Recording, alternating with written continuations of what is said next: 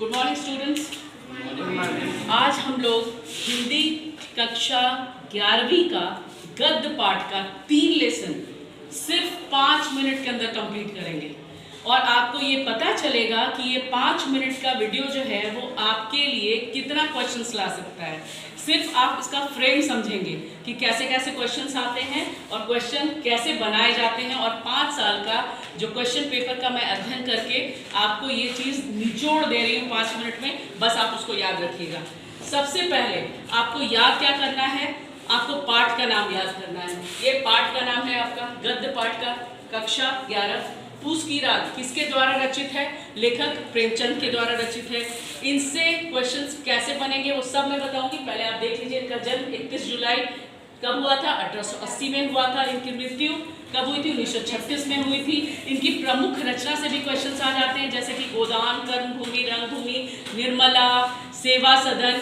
उसके बाद जो है वो एक सोजे वतन नाम का एक इनका उपन्यास था जिसको अंग्रेजों ने जब्त कर लिया था, उससे भी क्वेश्चंस आते हैं। दूसरा, इनके पिता का नाम क्या था? तो अजायब राय था। इनकी माता का नाम क्या था? आनंदी देवी था। और मुख्य पात्र जो पूस की एक रात है उसका मुख्य पात्र से क्वेश्चंस आते हैं कि उसका मुख्य पात्र कौन कौन था। तो कौन था? कुत्ता था। कुत्ता का नाम क्या था? जबरा था। और कौन था? हल्कू था। और उसकी पत्नी का नाम क्या था? मुन्नी था। ये 3 चीज याद रखिए। बस एक लाइन में आपका जो है वो एक पाठ का MCQ सिर्फ इससे, ठीक है। अब दूसरे कविता में आ जाएंगे। कविता की परख, ये किसके द्वारा? ये आपका पाठ दूसरा है, रामचंद्र शुक्ल द्वारा रचित है। इनका जन्म 1884 ईस्वी में हुआ था और इनकी मृत्यु कब हुई थी? 1941 ईस्वी में हुई थी, ठीक है। अब देखिएगा, अब पूछा जा सकता है कि इनके जो है वो क्या थे? पिता का नाम क्या था? तो चंद्रबली शुक्ल। ये इंपॉर्टेंट नहीं है लेकिन मैं फॉर्मली लिख दी हूँ। माता का भी आपको नाम याद नहीं करना है। और पूछा जाएगा कि इसमें मुख्य पात्र, कहने का मतलब कि इसमें मुख्य किस चीज के बारे में बताया गया है?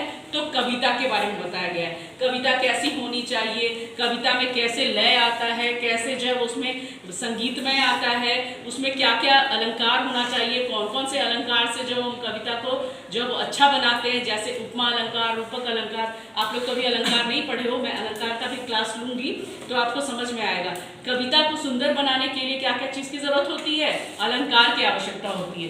कहा जाता है कि जिस प्रकार स्त्रियां जो है वो अपने सौंदर्य को निखारने के लिए ज्वेलरीज पहनती है ना, सेम चीज कविता को जो है वो सुंदर बनाने के लिए अलंकार का जो है वो क्या होता है? इस्तेमाल किया जाता है। वो अलंकार क्या क्या होता है? रूपक अलंकार होता है और उपमा अलंकार होता है।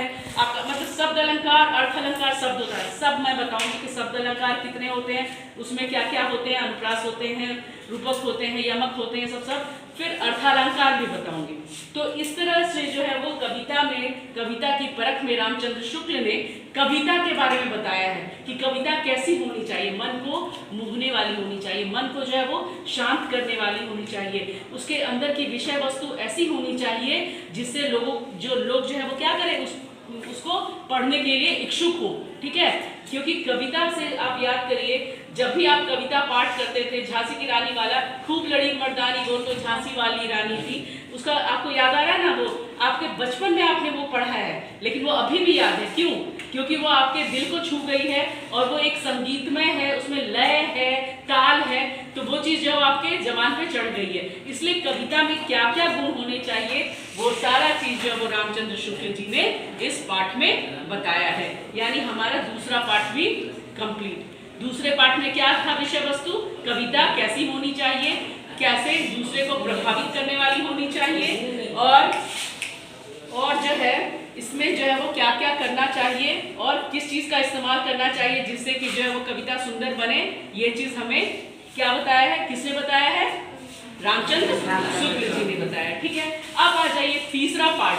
तीसरा पाठ है आपके गद्य सेक्शन में, आंखों देखा गदर। अब देखिए, आंखों देखा गदर, इसका नाम क्यों पड़ा वो मैं बता देती हूँ, उसी में तो आप पूरा कहानी का जो है वो आपको सार ही पता चल जाएगा। इस कहानी के जो है वो रचयिता है विष्णु गोडसे। क्या नाम है पूरा इनका? विष्णु भट्ट गोडसे। इनके पिता का नाम था बालकृष्ण भट्ट, है ना, पंडित बालकृष्ण भट्ट। वो बहुत ही अच्छे निबंध लेखक थे, उनका नाम हिंदी में बहुत ही फेमस है, ठीक है। अब देख लीजिएगा, इनका जन्म से क्वेश्चन नहीं आता है, ये लिख दी हूँ मैं, लेकिन ये वाला सेक्शन पे आपको ज्यादा ध्यान नहीं देना है। आपको ध्यान किस में देना है? आंखों देखा गदर किसके द्वारा रचित है ये याद रखना है।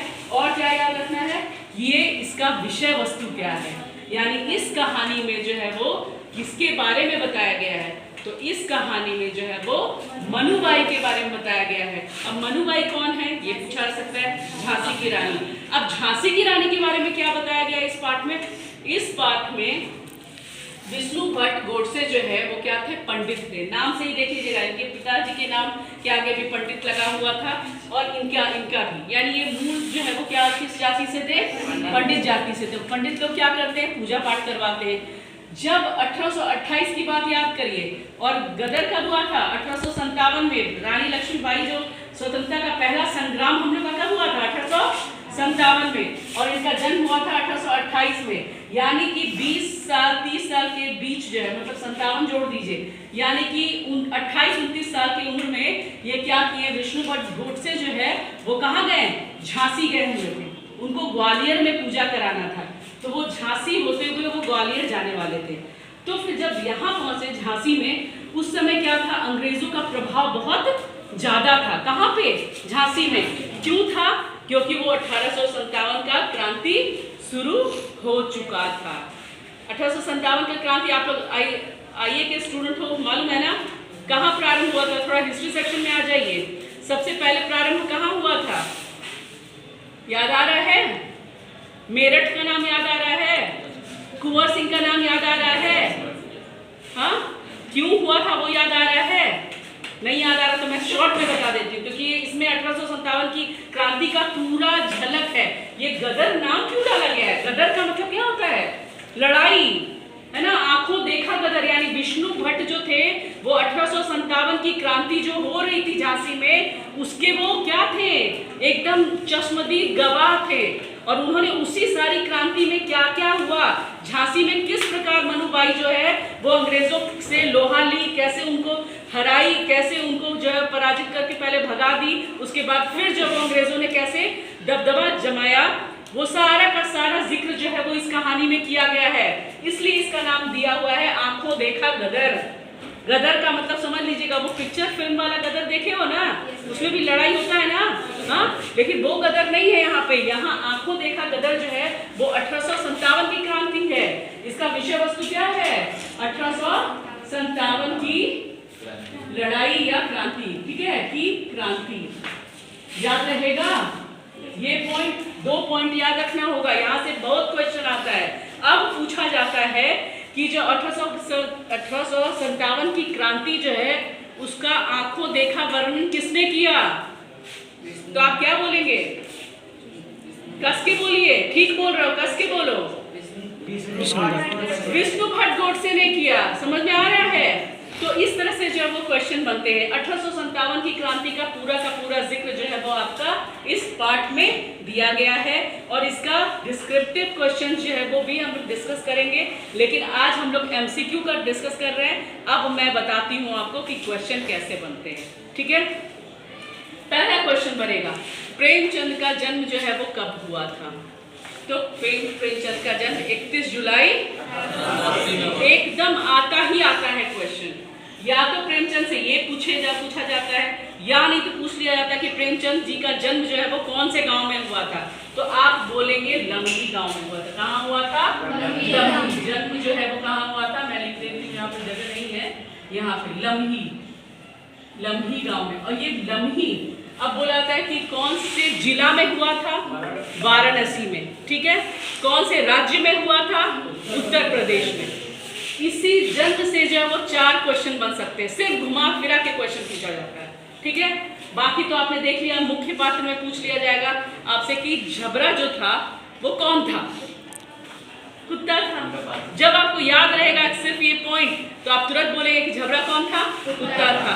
कभी पूछ लिया जाएगा कि झबरा जो है वो कौन से कहानी का पात्र है? उसकी रात। Very good. उसके बाद फिर पूछ लिया जाएगा जो है वो कि प्रेमचंद की जो है वो माता जी का क्या नाम है? आनंदी देवी। फिर पूछ लिया जाएगा मुन्नी जो है वो कौन से कहानी की पात्र है? उसकी एक रात। उसके बाद पूछेगा हल्कू जो था वो कौन था? तो क्या बोलेंगे आप लोग? हल्कू किसान था। फिर पूछ लिया जा सकता है कि हल्कू कौन से कहानी का पात्र है? उसकी एक रात। एक ही चीज है, सिर्फ एक लाइन से जो 15 क्वेश्चंस बन गए आपके। बात समझ में आई? हमने इसीलिए ये निचोड़ डाल दिया है, और यही निचोड़ और इसी प्रकार का निचोड़ जो है वो मैं पूरा का पूरा गद्य सेक्शन जो आपका है ये वाला, ये पूरा बना दी हूँ। आप लोग प्लीज एब्सेंट मत करो क्लास में, मैं पूरा का पूरा सिर्फ एक लाइन के अंदर आपका पूरा क्वेश्चंस करवा दूंगी। सिर्फ आप एक लाइन पढ़ लोगे, आपका 15-20 क्वेश्चन तैयार है एमसीक्यू का, ठीक है? तो इस तरह से जो वो क्वेश्चन आपके बनते हैं। अब जो है वो परफॉर्मेंस टेस्ट की बारी है। इसी बोर्ड को जो मैं पढ़ाई हूँ आपको, बस इसी से आपका टेस्ट होने वाला है। आप लोग रेडी हो? ठीक है, चलिए पॉज करेंगे। पहला क्वेश्चन आपके परफॉर्मेंस टेस्ट का है कि हल्कू जो था वो कौन से कहानी का पात्र है? हाथ उठेगा पहले। Very good. अभी दूसरा, मुंडी जो है वो कौन से कहानी की मुख्य पात्र है? ठीक है। अभी प्रेमचंद जी का जन्म कौन से गांव में हुआ था? लम्ही गांव में हुआ था। और विष्णु भट्ट गोडसे ने कौन सी कहानी लिखी थी, उसका नाम क्या था? आंखों देखा गदर। ठीक है। अभी इस आंखों देखा गदर की विषय वस्तु क्या है? विषय वस्तु मतलब किस चीज के बारे में बताया गया इस पाठ में? सब लोग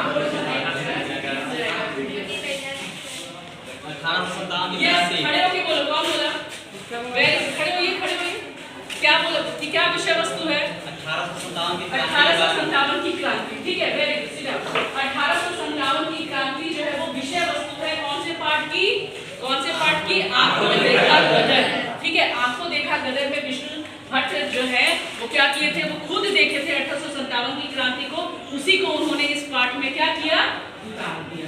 ठीक है, और वो पूरी चीज बताई कि कैसे जो वो ये 1857 की क्रांति जो है वो पहले जो है वो अंग्रेजों से पूरा लोहा ली झांसी की रानी, और जो है वो 11 दिनों तक जो है वो 10-11 दिनों तक बहुत अच्छा से जो है वो उनका सामना किया अंग्रेजों को। उसके बाद फिर जो है वो क्या की, अंग्रेज लोग पीछे से उनके महल मतलब एक होता है ना, वो लोग चढ़ाई किए रात के समय में। उसके बाद जो है वो ये वहां से निकल के जो है वो ग्वालियर की तरफ गई एक अपने मित्र के कहने पर। ठीक है, उनके मित्र के कहने पर वो ग्वालियर चली गई, और तब फिर जो ग्वालियर में जाकर के वो फिर दूसरे लोगों के साथ क्रांति की लड़ाई लड़ी। तो जनरली एमसीक्यू आपके इस तरह के नहीं आते हैं। आज हम लोग एमसीक्यू की बात कर रहे हैं, तो हम लोग वही बात करेंगे। ठीक है, अब बताइए कि कविता की परख किसके द्वारा रचित पाठ है? हाथ उठेगा। कितने लोगों को मालूम है? रामचंद्र शुक्ल का जन्म कब हुआ था? 1884 में हुआ था। उनकी मृत्यु कब हुई? 1941 में हुई थी। प्रेमचंद की प्रमुख उपन्यास को कौन कौन बता सकता है? मुख्य उपन्यास प्रेमचंद के मुख्य उपन्यास कौन कौन बता सकते हैं? गोदान, रणभूमि, कर्मभूमि, निर्मला, और बताइए सेवा सदन। अच्छा एक बात बताइए, उनका कौन सा उपन्यास था जिसको जब वो अंग्रेजों ने जब्त कर लिया था, उन्होंने कहा कि नहीं इसमें देशद्रोही की भावना झलक रही है? नाम आपको याद आ रहा है? क्वेश्चंस आते हैं प्रेमचंद से, मुख्यतः आपके 2-3 क्वेश्चंस आएंगे ही आएंगे। उसका नाम था सोज़े वतन, याद रहेगा? उसका नाम था सोज़े वतन, याद रखिएगा। ठीक है, तो इस प्रकार से जो है वो हम लोग का आज 30 पार्ट का जो है वो साल खत्म हो रहा है।